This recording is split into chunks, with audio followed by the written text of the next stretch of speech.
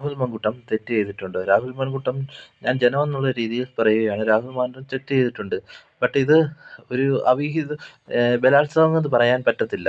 കാരണം അവര് കുറേ നാളിന് മുന്നുള്ള സംഭവം അതെടുത്തിട്ട് അന്ന് പറയുന്നതിന് പകരം ഇന്ന് പറഞ്ഞിട്ട് എന്ത് കാര്യം?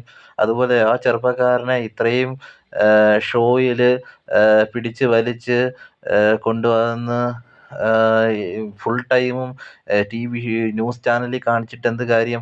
ഇത് പല കൊച്ചു പിള്ളേരെ പീഡിപ്പിക്കുന്നു. അവരെ പിടിക്കുന്നില്ല. അതെന്താണ്? അത് ഇത്രയും വലിയ ഷോ കാണിക്കുന്നില്ല. അതൊരു ഒരു പത്രത്തിൻ്റെ മൂലയ്ക്കോ ഒരിതിലോ ഒതുങ്ങിക്കൂടുന്നു. അതുപോലെ ശബരിമല പ്രശ്നത്തിൽ ഇത്രയും ഈ ന്യൂസുകളെല്ലാം മറയ്ക്കാനാണെന്ന് എല്ലാ ജനങ്ങൾക്കും അറിയാം. ഞാനൊന്ന് ഒരു ജനമെന്ന രീതിയിൽ പറയുകയാണ്. എല്ലാവർക്കും അറിയാവുന്ന കാര്യമാണ്.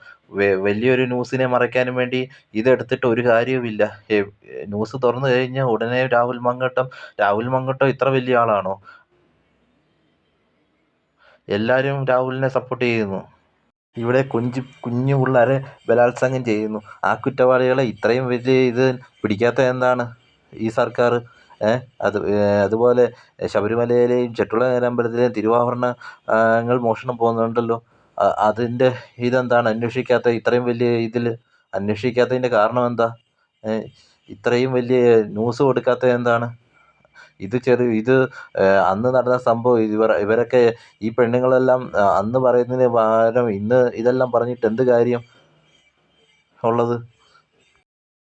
എല്ലാം മറയ്ക്കാനും വേണ്ടി ഒരു ന്യൂസ് വേണം. അത് കുറേ റീച്ച് കിട്ടാനും ന്യൂസ് ഇത് കിട്ടാനും ആൾക്കാർ ഓരോന്നും പറയുന്നു.